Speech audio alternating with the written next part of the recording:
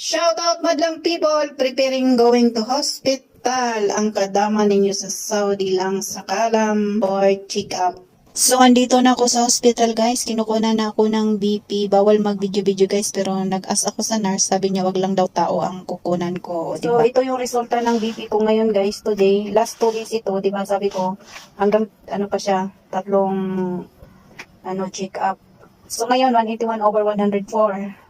So, masama talaga pakiramdam ko. So, pagkatapos dito, pag constant mataas, saka na sila magbigay ng resita for maintenance. Ako nagpa-check up. So, dito na ako sa bar. So, itong gamot ko, hindi pinalitan kasi hanggang next day siya. Temporary lang muna siya for pain reliever at saka yung para sa suka at sa lipong. Awa ng Diyos, ang ECG ko, wala namang problema kasi inulit siya last day tapos binasa ng doktor ngayon. So, walang problema. Thanks God. So, mag-antay ako ng 2 days.